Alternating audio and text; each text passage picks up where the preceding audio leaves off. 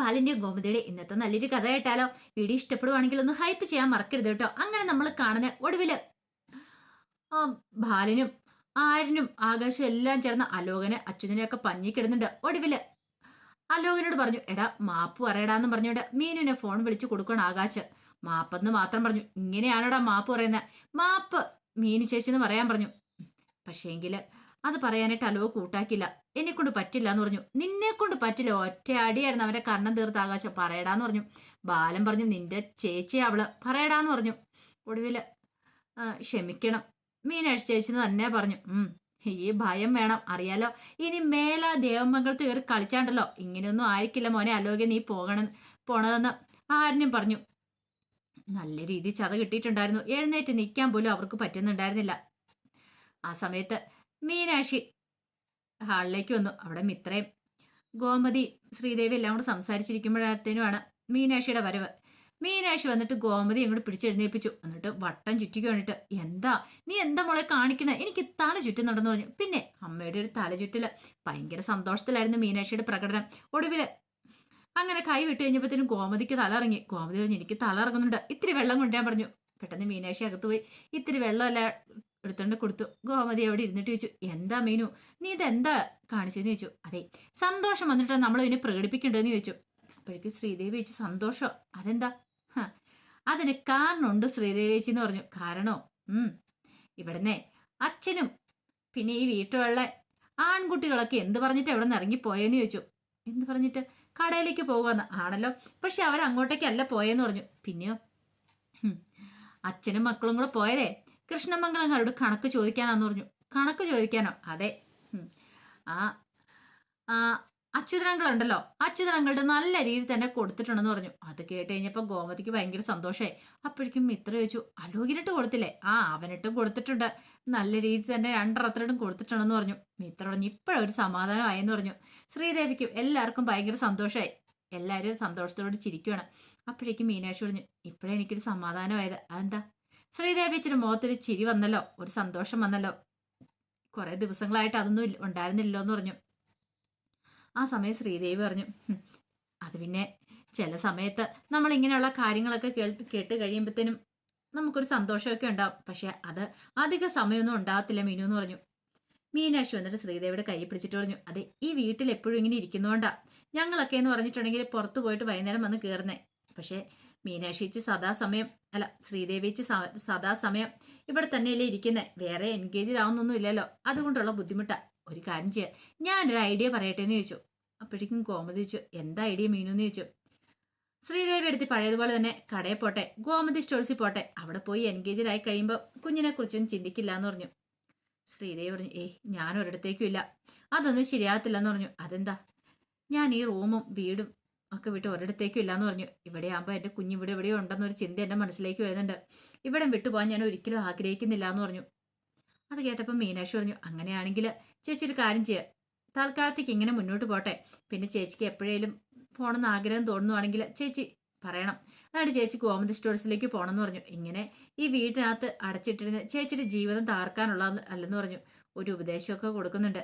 പിന്നീട് മീനാക്ഷി ശ്രീദേവിയെ കെട്ടിപ്പിടിക്കണം, ഞങ്ങളെല്ലാവരും ഇല്ലേ കൂടെ, പിന്നെ എന്തിനാ ടെൻഷൻ അടിക്കണം എന്നൊക്കെ ചോദിച്ചു. അങ്ങനെ എല്ലാ പ്രശ്നത്തിനും പരിഹാരമായി. ഇപ്പൊ പഴയതുപോലെ ഒന്നും അല്ല, ഇനി ഈ കുടുംബത്തില് സന്തോഷം വരുമെന്ന് പറഞ്ഞു. മിത്ര പറഞ്ഞു, അത് പറയാൻ വരട്ടെ എന്ന് പറഞ്ഞു. അതെന്താ? എല്ലാ പ്രശ്നങ്ങളൊന്നും അവസാനിച്ചിട്ടില്ല, ഇനി ഒരു കാര്യം കൂടെ ഉണ്ടെന്ന് പറഞ്ഞു. അത് കേട്ട് കഴിഞ്ഞപ്പോ ഗോമതി ചോദിച്ചു, എന്ത് കാര്യം? അല്ല, അപ്പച്ചി ഒരു നേർച്ച നേർന്നിട്ടുണ്ടായിരുന്നല്ലോ, 101 തവണ ശയന പ്രദക്ഷിണം നടത്തുന്നതിനെ കുറിച്ച്.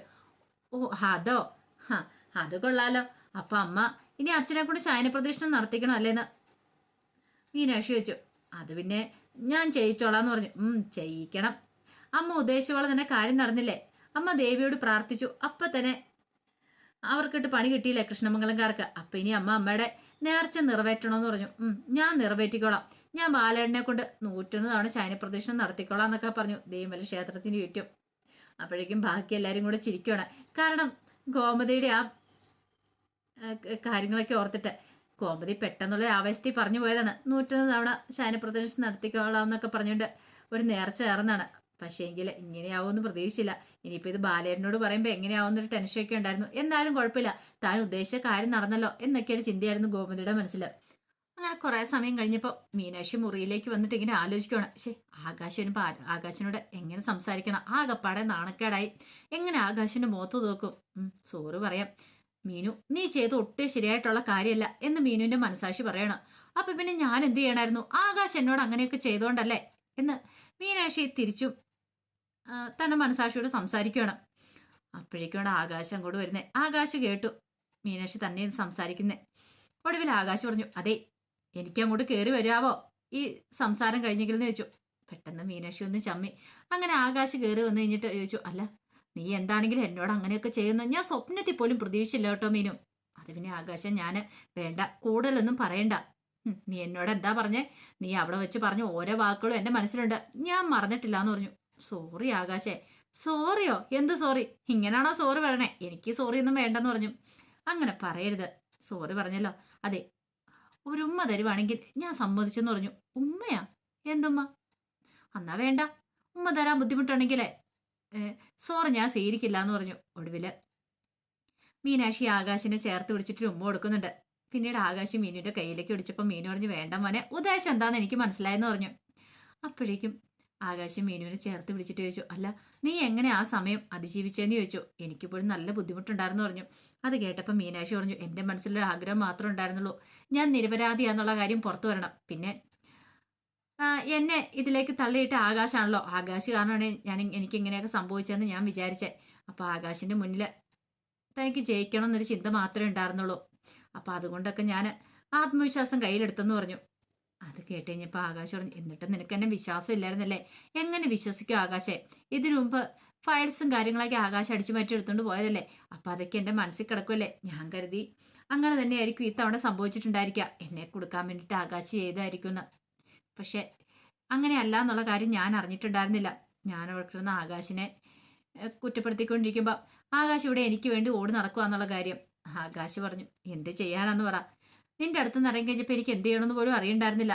പുറത്തേക്ക് ഇറങ്ങി കഴിഞ്ഞപ്പോൾ സാക്ഷാൽ ഗോമതി സ്റ്റോഴ്സ് ബാലന്. എന്നിട്ടോ അച്ഛൻ വഴക്ക് പറഞ്ഞോ? വഴക്ക് പറയാനോ? വഴക്ക് പറയല്ല ചെയ്തത്, കാരണം തീർത്തൊന്നും പൊട്ടിക്കോ ചെയ്തേന്ന് പറഞ്ഞു. അടിച്ചു അച്ഛന്, പിന്നല്ലാതെ എനിക്ക് പോയി എവിടെയെങ്കിലും പോയി ചാകാൻ തോന്നിയെന്ന് പറഞ്ഞു. ചാവാനോ? എൻ്റെ ആകാശെ, വെറുതെ ആണെങ്കിൽ പോലും ഇങ്ങനെയുള്ള ചിന്തകളൊന്നും ഉണ്ടായേക്കല്ലെന്ന് പറഞ്ഞു. പിന്നെ ഞാൻ എങ്ങനെ ചിന്തിക്കണമെന്നാ പറയണേ? എല്ലാവരുടെയും കുറ്റപ്പെടുത്തലൊക്കെ കേട്ട് അച്ഛൻ്റെ അടിയും കൊണ്ട് സ്വന്തം ഭാര്യയുടെ കയ്യിൽ നിന്ന് ചീത്തയും കേട്ട് ഞാൻ ജീവിക്കണമെന്നോ? എനിക്ക് അങ്ങനെയൊന്നും തോന്നിയൊന്നുമില്ല. പിന്നെ ഏതോ ഒരു നിമിഷത്തിൽ അത് കേട്ട് കഴിഞ്ഞപ്പം മീനു പറഞ്ഞു, സോറി കേട്ടോ ആകാശേ, എന്നോട് ക്ഷമിക്കുക, എൻ്റെ അറിവില്ലായ്മ കൊണ്ടല്ലേ ഞാൻ നിന്റെ തെറ്റിദ്ധരിച്ചെന്നൊക്കെ പറഞ്ഞു. പോട്ടെ, ഇനിയിപ്പോൾ അതിനെക്കുറിച്ച് ഓർത്ത് വിഷമിക്കൊന്നും വേണ്ട എന്ന് പറഞ്ഞിട്ട് ആകാശം സമാധാനിപ്പിക്കുന്നുണ്ട് മീനുവിനെ ചേർത്ത് പിടിച്ച്. അങ്ങനെ അവർ തമ്മിലുള്ള പ്രശ്നങ്ങളും കാര്യങ്ങളും അവിടെ കൊണ്ട് തീരുവാണ്. ആ സമയത്ത് ആര്യം മുറിയിൽ ഓരോന്നൊക്കെ ആലോചിച്ചുകൊണ്ടിരിക്കുകയാണ്.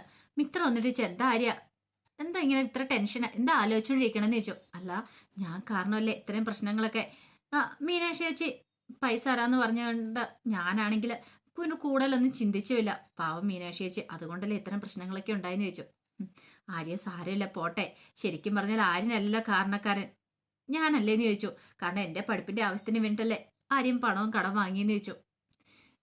ഇത് കേട്ട് കഴിഞ്ഞപ്പോൾ ആര്യം പറഞ്ഞു, അതൊന്നും ഓർത്ത് താൻ വിഷമിക്കണ്ട, തന്നെ എന്ത് റിസ്ക് എടുത്തും പഠിപ്പിക്കണം എന്നുള്ള എൻ്റെ ഉത്തരവാദിത്വം എന്ന് പറഞ്ഞു. തനിക്ക് IAS കിട്ടണം, അതിന് വേണ്ടിയിട്ടല്ലേ ഞാൻ ഇമാതിരി കിടന്ന് കഷ്ടപ്പെടുന്നതെന്ന് ചോദിച്ചു. മിത്ര പറഞ്ഞു, ആര്യ നമുക്ക് എന്തെങ്കിലും സൈഡ് ബിസിനസ് തുടങ്ങണമെന്ന് പറഞ്ഞിട്ട് അതിനെക്കുറിച്ച് എന്തായെന്ന് ചോദിച്ചു. നമ്മൾ കുറേ ആലോചിച്ചല്ലേ, പക്ഷെ ഒന്നും സെറ്റ് ആവുന്നില്ലല്ലോ. അത് ശരിയാ, ചെറുതായിട്ട് എന്തെങ്കിലും തട്ടുകട നടത്താന്ന് പറഞ്ഞാൽ അത് ശരിയാകത്തില്ല. പിന്നെ ഇനിയിപ്പോൾ എന്ത് നടത്തും? അല്ല ആര്യ, നമ്മുടെ സ്കില്ല് എന്താണോ അത് വെച്ച് വേണം നമ്മൾ മുന്നോട്ട് പോകാനായിട്ട്. ആര്യന് ഡ്രൈവിംഗ് ഒക്കെ അറിയാവുന്നല്ലേ ചോദിച്ചു. അതെ, അങ്ങനെയാണെങ്കിൽ ഒരു വണ്ടി എടുത്ത് ഓടിച്ചാലോന്ന് ചോദിച്ചു. കാരണം ഒരു വണ്ടി എടുത്ത് ഇനി ഓട്ടം കൊടുത്താലും കുഴപ്പമില്ല. അപ്പോഴേക്കും ആര്യം പറഞ്ഞു, അതും കൊണ്ടൊക്കെ ഒത്തിരി പൈസയൊന്നും കിട്ടത്തില്ല, കുറച്ച് വരുമാനമല്ലേ കിട്ടത്തുള്ളൂ, എന്താവാനായിട്ടാ? അപ്പൊ പിന്നെ എന്ത് ചെയ്യും? നമുക്കൊരു ട്രാവൽസ് തുടങ്ങണം നല്ലതായിരുന്നു പറഞ്ഞു. ട്രാവൽസോ? അതെ, അതിന് എത്ര രൂപ ആകും? ഒരു 10 ലക്ഷം രൂപയ്ക്ക് ആവുമെന്ന് പറഞ്ഞു. പിന്നെ സ്വന്തമായിട്ടൊരു വണ്ടിയും വേണം, പിന്നെ അതിനുവേണ്ടി ഒരു ഓഫീസും കാര്യങ്ങളും എല്ലാം വേണമെന്ന് പറഞ്ഞു. അത് കേട്ട് കഴിഞ്ഞപ്പം മിത്ര പറഞ്ഞു, അത് നല്ല കാര്യമായിട്ട് എനിക്ക് തോന്നുന്നുണ്ട്. പക്ഷേ എങ്കിൽ 10 ലക്ഷം രൂപയ്ക്ക് എന്ത് ചെയ്യും? പലിശയ്ക്ക് മേടിക്കാനൊന്നും പറ്റില്ലല്ലോ, പലിശയ്ക്ക് മേടിച്ച് തുടങ്ങാൻ പറ്റില്ല. നമുക്ക് ഏതെങ്കിലും ബാങ്കിനെ സമ്മതിച്ചാലോ, ലോൺ എടുത്ത് ചെയ്താലോ എന്ന് ചോദിച്ചു. അത് കേട്ടപ്പം ആരിനും തോന്നി അത് നല്ല കാര്യമെന്ന്. ഈ സമയം ഉറക്കം വരാതിരിക്കുന്ന 2 പേരുണ്ടായിരുന്നു, ബാലനും ഗോമതിക്ക് വല്ലാത്ത ടെൻഷനായിരുന്നു. ഗോമതി ബാലനോട് പറഞ്ഞു, ബാലേട്ടാ, ഈ കുടുംബത്തിൽ എന്തൊക്കെയോ പ്രശ്നങ്ങൾ നടക്കുന്നുണ്ട്, ഒന്നൊഴിയാതെ പ്രശ്നങ്ങൾ വന്നുകൊണ്ടിരിക്കുക. ഒരു പരിഹാരം വേണ്ടേ? നമുക്കൊന്നുകൂടെ ദേവിമല ക്ഷേത്രത്തിൽ നിന്ന് പോയാലെന്ന് ചോദിച്ചു. ബാലൻ പറഞ്ഞു, അതുകൊണ്ട് വല്ല പ്രയോജനം ഉണ്ടാവും നിനക്ക് തോന്നുന്നുണ്ടോ? കാരണം ഇനി 41 ദിവസം കഴിയാതെ അങ്ങോട്ട് ചെല്ലണ്ടെന്നല്ലേ സ്വാമിപ്പേറ്റ് പറഞ്ഞിരിക്കുന്നേ. അയ്യോ, അപ്പൊ ഇനിയിപ്പോ എന്ത് ചെയ്യും ബാലേട്ടാ? നമുക്ക് നോക്കാം. നീ ഇങ്ങനെ ടെൻഷൻ അടിക്കാതിരിക്കും ഗോമതി. ഗോമതി പറഞ്ഞു, അതല്ല ബാലേട്ട, ബാലേട്ടൻ അറിയാവോ, ഒന്ന് മാറി പ്രശ്നങ്ങളൊക്കെ ഉണ്ടായിക്കൊണ്ടിരിക്കുക. ആനന്ദിന്റെ മനസ്സിന് സന്തോഷം ഉണ്ടാക്കാൻ വേണ്ടി നിങ്ങളൊക്കെ യാത്ര പോയല്ലോ. പക്ഷേങ്കിൽ ശ്രീദേവിയുടെ മനസ്സിൽ ഇതുവരെയായിട്ടൊരു സന്തോഷമായിട്ടില്ല. എപ്പോൾ നോക്കിയാലും ആ കൊച്ച് വല്ലാത്തൊരവസ്ഥയില. കുഞ്ഞിനെ കുറിച്ച് മാത്രം ഒരേ ഇരിപ്പ.